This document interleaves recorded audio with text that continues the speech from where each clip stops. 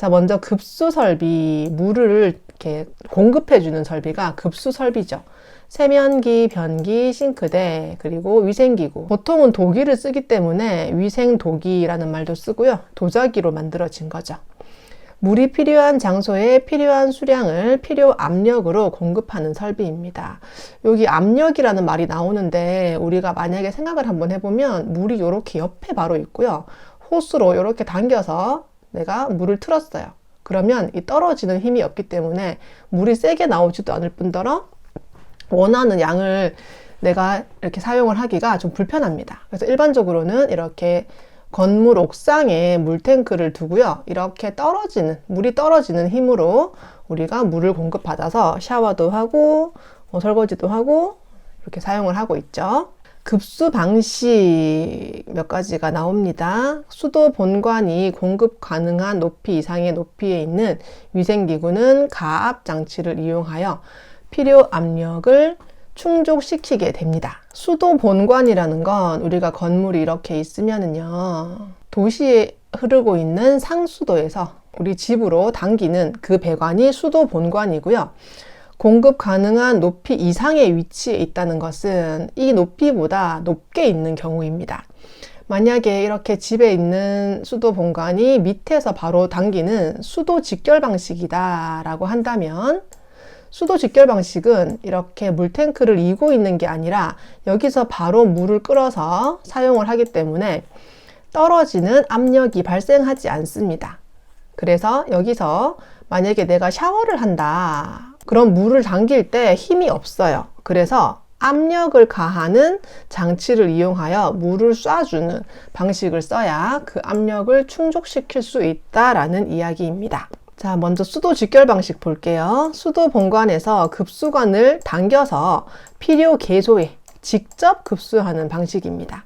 1층이나 2층 건물이나 주택 등에 사용되고요. 만약에 내가 3층까지 1층, 2층, 3층까지 수도 본관에서 물을 쏘려면 여기에 해당되는 압력 펌프가 있어야 되는데 그 힘이 잘 나오지도 않을 뿐더러 전기세도 굉장히 많이 나가게 되고 일정한 압력으로 물을 쏘기가 어렵습니다. 그래서 낮은 건물에 주로 활용하게 되는 방식이고 물탱크가 없기 때문에 가장 위생적인 방법입니다. 갑작스럽게 물이 단수가 됐어요. 그럼 급수가 아예 불가능입니다. 이건 어떤 개념이냐면 이렇게 물탱크를 이고 있으면 물을 이만큼 받아놓고 물을 떨어뜨려서 그 압력으로 물을 사용하는데 갑자기 단수가 됐어요. 단수라는 것은 이 수도 본관에서 단수가 되는 건데 일반적으로는 수도 본관에서 물을 받아둔 태로 떨어뜨리기 때문에 여기서 끊겨도 이 남아있는 물만큼은 쓸 수가 있습니다. 그래서 단수 시에는 수조에 남아있는 수량을 이용 가능한 것이 이 높은 수조 방식, 고가 수조 방식이고요. 이것은 단수 시 급수가 불가능, 그런 차이점이 있습니다. 고가 수조 방식은 우리가 일반적으로 말하는 물탱크입니다. 아파트나 건물 옥상에 고가 수조를 설치하여 중력에 의해서 급수를 하는 거고요. 우리나라 대부분의 건물에 이용되고 있습니다. 항상 일정한 수압과 항상 저수량이 확보가 가능하다는 장점이 있고요. 단수 시에는 고가수조에 남아있는 수량을 이용할 수 있는 것도 장점입니다. 대신에 이 물탱크가 굉장히 무겁잖아요. 이 중량에 대한 이 옥상 바닥에 보강이 좀 필요한 그런 문제는 좀 있습니다. 그리고 압력 수조 방식인데요. 고가 탱크, 이렇게 높이 있는 탱크를 활용하면 항상 일정한 압력으로 쓸 수 있어서 좋은데 이렇게 높이에 여러 가지 문제가 있어서 설치하기 어려운 경우에는 이렇게 지하실에 수영장처럼 큰 수조를 만들기도 해요. 요즘도 이렇게 많이 하더라고요. 요즘 건물 자체가 철근 콘크리트인 경우도 있지만 굉장히 경량인 경우에는 물탱크를 이고 있을 때 좀 불편할 수도 있어서 지하실에 압력 탱크를 설치하고 압축 공기로 밀어 올려서 쏴주는 방식으로 급수를 하는 것이 압력 수조 방식입니다. 이건 설비비가 비쌀 수밖에 없죠. 위로 쏴주는 이 펌프를 만들어야 되니까 유지 관리가 옥상에 올리는 거에 비해서 힘들 수 있습니다. 그리고 팡팡 쏠 때 순간적으로 수압이 세다가 세지 않다가 이런 수압 변동이 심할 수가 있어요. 자, 그리고 탱크가 없는 부스터 방식은요, 이렇게 수도 본관으로 물이 들어와요. 그때 탱크에다가 이렇게 물을 저장을 하는 게 이 두 가지 방식인데, 이거 없이, 탱크 없이 여기서 바로 쏘는 겁니다. 수도 본관에서 들어온 물을 저수소에 저장하고 급수 펌프만으로, 이게 탱크가 아니라 조그만 수조에 저장을 하게 되고, 이걸 쏴서 급수하는 방식이 탱크가 없는 부스터 방식입니다. 이것도 전력 소비가 많을 수밖에 없죠. 자동 제어 시스템으로 고장이 났을 때 수리가 다소 어렵다라고 보시면 됩니다. 자, 아까 참고에 그 전 페이지에 보시면 참고에 수격작용이라는 말이 나와요. 워터 해머링인데, 해머, 망치로 땅 때리는 거죠. 무엇이? 물이 망치처럼 땅 때리는 것이 수격작용입니다. 급수관 내에 유속, 흘러가는 속도의 급변, 갑자기 변하는 것에 의해 충격으로 소음 진동을 유발하는 현상이 수격작용이에요. 원인은 유속의 급정지입니다. 왜 정지를 하냐면 이런 배관을 만나는 거예요. 가로로 흘러가다가 세로 배관을 만나는 거죠. 그럴 때 급정지를 하게 되겠죠. 세게 흘러가는 물이. 그럼 여기에 꽝 부딪혀요. 충격 압력으로 발생을 하고요. 관경이 작고 유속이 빠를 때 주로 발생합니다. 밸브의 급조작으로 밸브로 갑자기 세게 빵 틀면 물이 빵 나와서 수압이 올라갈 때 이 벽을 땅 치는 현상이 발생을 해요. 방지하는 대책은요, 공기실을 설치하는 건데요. 그냥 흘러간다면 탕 치고 밑으로 빡 떨어지는데, 이것을 위쪽에 이렇게 공기실을 만들게 되면 압력을 좀 뺄 수 있어서, 분산할 수 있어서 더 유리합니다. 그리고 관경을 좀 굵게 하면 워터 해머링, 땅 때리는 현상이 덜하다고 하고요. 물을 천천히 틀면 됩니다. 밸브 조작을 서서히 할 것. 이렇게 되면 이 워터 해머링을 조금 줄일 수 있는 방법이다 라고 보시면 됩니다. 자, 급수 관경을 볼 건데요. 우리 세면기는 15mm, 대변기는 25mm, 욕조는 20mm, 비데는 15mm인데요. 이 대변기가 어떤 대변기냐면 플러시 밸브 방식이잖아요. 우리 일반적으로 이렇게 변기가 있으면 위에 이렇게 탱크 이고 있는 거 아시죠? 여기 버튼을 딱 누르면 여기에 있는 물이 떨어지면서 씻어 내리는 것. 이것은 탱크 방식입니다. 요즘 이게 이렇게 투피스가 기본 방식인데, 투피스라는 건 변기 따로, 물탱크 따로, 이게 투피스 방식인데, 요즘 이게 이렇게 원피스 방식으로도 많이 나오더라고요. 굉장히 작은 걸로 해서 물을 좀 작게 담아 놓고 여기서 속도를 좀 높일 수 있는 어떤 기구를 넣어서 하는 방식, 뭐 다 이런 방식인데, 여기서 말하고 있는 거 뭐냐면 우리 공공 화장실 가면 이렇게 생긴 거 있죠. 이렇게 밸브 뽕 눌러서 씻어 내리는 거.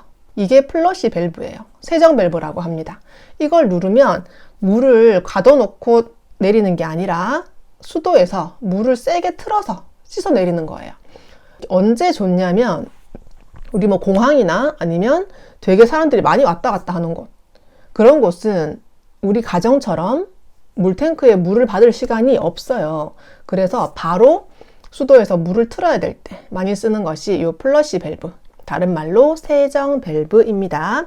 자, 급탕 설비는 온수, 따뜻한 물을, 뜨거운 물을 트는 거입니다. 개별식 급탕 방법은 급탕 개소가 적을 경우 설비비가 저렴하게 할 수 있고요. 순간 온수기 많이 쓰고 있습니다. 가스 또는 전기를 여론으로 하여 물 용량을 알아서 감지하는 전자식이 널리 사용되고 있습니다. 저탕식 탕비기는 항상 일정량의 온수를 저장해 놓고 학교나 기숙사 등에 한꺼번에 많은 물을 틀겠죠. 학생들이 한꺼번에 샤워를 하고 한꺼번에 어떤 물을 쓰고 이럴 때 좀 필요한 것이 저탕형 탕비기.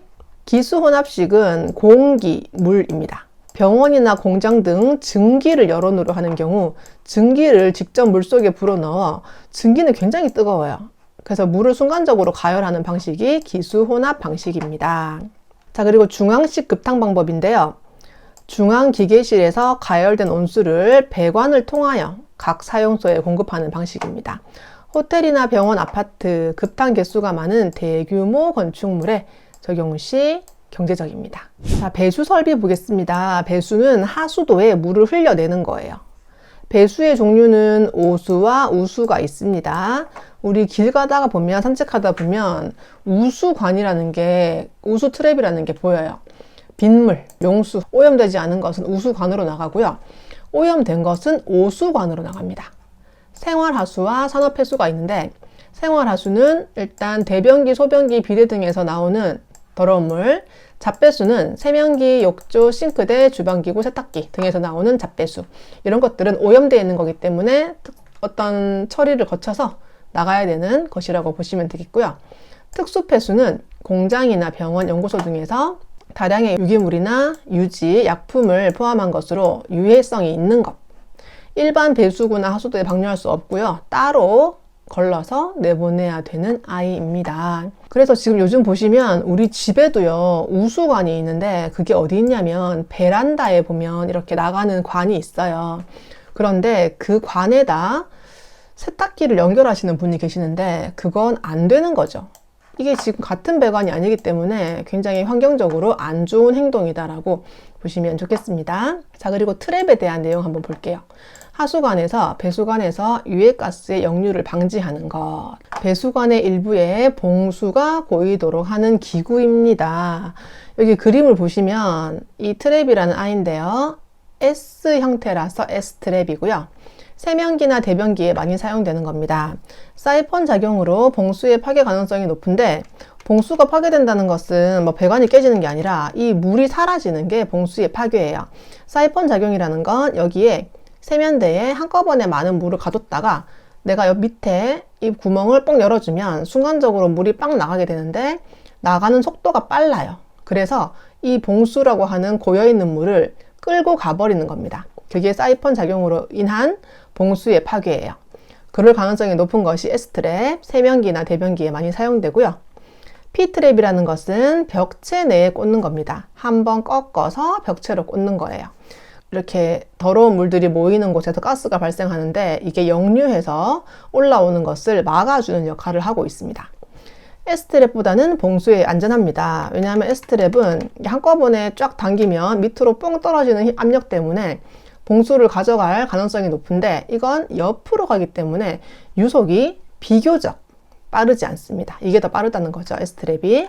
U트랩은 가로 배관에 설치하여 유속을 저해하는 거고요. 하수가스의 역류를 방지합니다.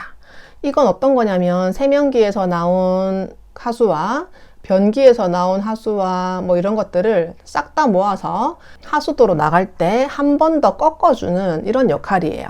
그래서 이 많은 것들이 모이는 곳에 가스가 많이 발생하는데 집 안으로 원천적으로 들어오지 못하도록 해주는 것이 U트랩입니다. 드럼 트랩은요, 부엌의 싱크대에 설치하여 찌꺼기 제거가 편리하며 봉수의 파괴가 적어요.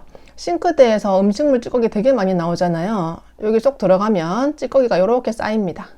여기서 위로 떠오르는 맑은 물만 이렇게 빠져나가는 거죠. 뚜껑 열어서 음식물 쓰레기만 처리를 하시면 되겠습니다. 그래서 기름 같은 거 이렇게 위에 떠 있다가 어떤 배관에 막혀 있는 경우가 있는데 여기 열어서 제거를 하기도 하고요. 자, 트랩에서 봉수가 파괴되는 원인 별 2개죠.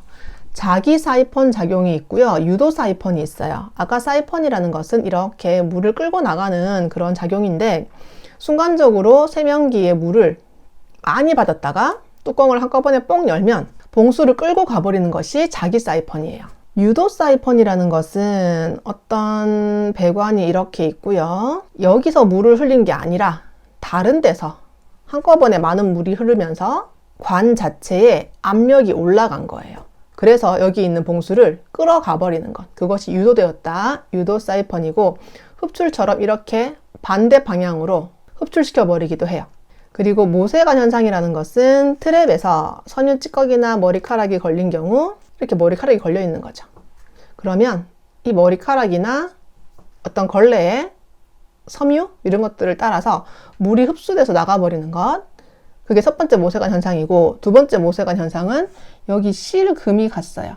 그래서 물이 조금씩 떨어져 나가는 것. 이게 모세관 현상입니다. 그리고 증발은 오랫동안 위생기구 사용 안 했어요. 그래서 여기 있는 봉수가 그냥 말라버리는 거예요. 자, 그리고 베일 트랩이라는 게 있는데 욕실 바닥에 설치하여 찌꺼기의 관내 유입을 방지해요. 머리카락이 이렇게 걸려 있는 거예요. 이 관으로 들어가지 않고. 이렇게 미리 막아주는 거죠. 이렇게 종 모양처럼 생겼다고 해서 베일 트랩이라고 부르고 키워드는 욕실 바닥에 쓰는 것입니다. 그리스 트랩. 그리스는 나라 이름 아니고 기름기가 많은 식당 등에 설치하게 되고요. 여기 막 삼겹살 식당에서 물을 막 같이 부었어요. 거기에 기름이 섞여 있는 거예요. 그럼 물이 이렇게 흘러나가게 되고 기름은 위로 떠오르고 찌꺼기는 가라앉아요. 그래서 뚜껑 열어서 기름 걷어내고 찌꺼기 빼내고 이런 작업을 해주면 되는 것이 그리스 트랩입니다. 기름기가 많은 식당이 키워드입니다. 자, 위생기구 보겠습니다. 자, 세면기는 세면 얼굴 씻거나 손 씻기를 위해 높이 750mm 정도의 설치. 요 치수를 한 번씩 물어보더라고요. 로우 탱크, 낮은 탱크예요. 물 탱크가 낮게 설치돼요. 뭐 어디에 비해 낮으냐면 이렇게 식당 같은 데 가면 높은 탱크를 이고 당기는 방식이 있습니다. 요즘은 잘 보이지 않더라고요. 일반 가정에 주로 쓰이고요. 하이탱크식에 비해 소음은 적은 편이에요. 여기에 물탱크를 이고 있다가 씻어내리고 씻어내리는 방식. 하이탱크식은 물탱크가 높이 있어 물이 떨어지는 압력으로 씻어내리는 방식. 플러시 밸브는 세정 밸브라고 했죠. 아까 관경 25mm 외우자고 했습니다. 다중 이용시설 등 한꺼번에 몰리는 경우에 유리하고요.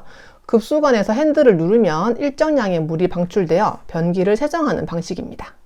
자, 통기관이라고 하는 건 관내의 압력을 조절하고 봉수도 보호하고 배수의 흐름을 원활하게 하기 위해 설치하는 건데, 우리 한번 생각을 해보면요, 병에서 물을 한꺼번에 이렇게 부을 때 이렇게 붓는 거 하고요, 옆으로 공기를 좀 넣어서 붓는 거 하고 뭐가 더 빠르냐면 이렇게 공기가 들어가서 나오는 게 훨씬 빨라요. 그래서 우리 배관도 마찬가지로 이렇게 그냥 흘러가게 되는데, 이 위에 통기관을 넣어주면 공기도 흐르면서 워터 해머링도 방지하면서 여러 가지 좋은 점이 있습니다. 각계 통기관은 위생기구 하나마다 통기관이 하나씩 있는 거예요. 루프 통기관은 위생기구 8개를 모아서 높이 좀 쌓아서 통기관으로 공기를 통하게 하는 것이 루프 통기관입니다.